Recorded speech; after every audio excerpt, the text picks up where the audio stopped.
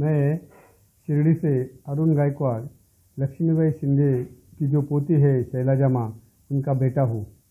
और ये जो आप देख रहे हैं बाबा के चांदी के 9 सिक्के जो बाबा ने लक्ष्मीबाई जी को दिए थे, तो ये लक्ष्मीबाई ने बाईजामा कोते पाटिल इनके गुजरने के बाद लक्ष्मीबाई ने बाबा का सेवा किया और उनको खाना खिलाया।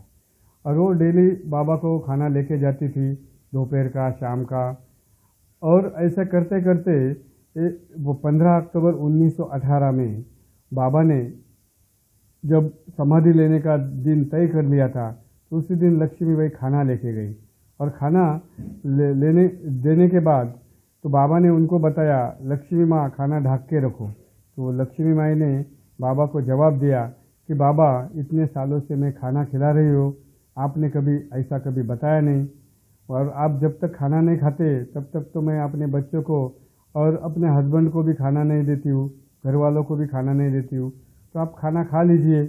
और मुझे तो नवरात्र का उपवास है और वो आज दशहरा है, विजयादशमी है, तो मुझे ये उपवास फास्ट ब्रेक करना है।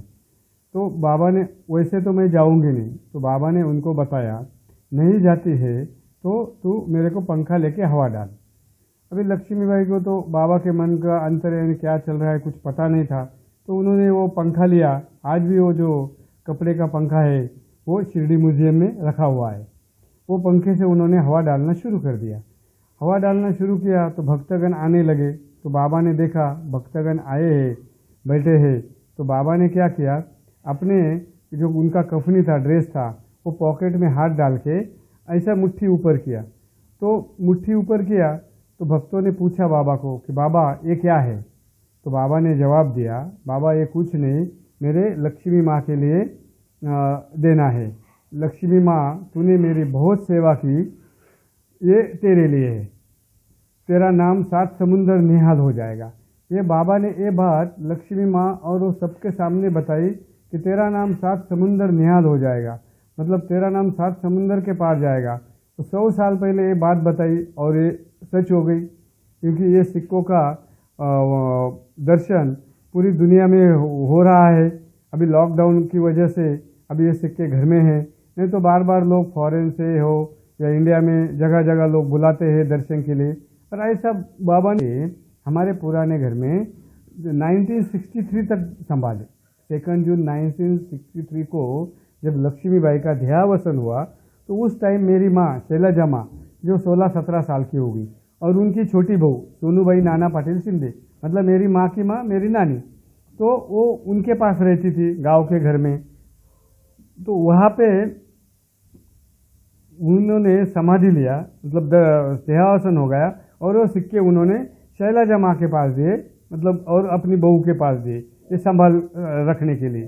फिर नानी गुजर गई 1984 में, तो उसके बाद ये सिक्के शैलजा माँ के पास आए। शैलजा माँ अभी भी है। और ये सिक्के अभी आपके सामने देख रहे हैं, चांदी के फ्रेम में राज कपूर की लड़की रितु नंदा जी, जो एस्क्वायर्ड कंपनी की चेयरमैन थी, उन्होंने इस चांदी का फ्रेम बनवाया है। पहले ये सिक्कों को लकड़ी का फ्रेम था। आज पुराने घर में सिक्के नहीं है, सिर्फ वो घर ओरिजिनल है, और ओरिजिनल चांदी के सिक्के यहाँ पे रखे हुए। और मैं सभी भक्तों को एक आह्वान करना चाहता हूँ इस चैनल के जरिए कि आप अपने घर में सुरक्षित रहे, सावधान रहे, और ज़्यादा से ज़्यादा सावधानी बरते।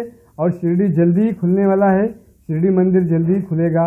और फिर आप जैसे पिछले बार आते थे वैसे ही, लेकिन सावधानी से आइए।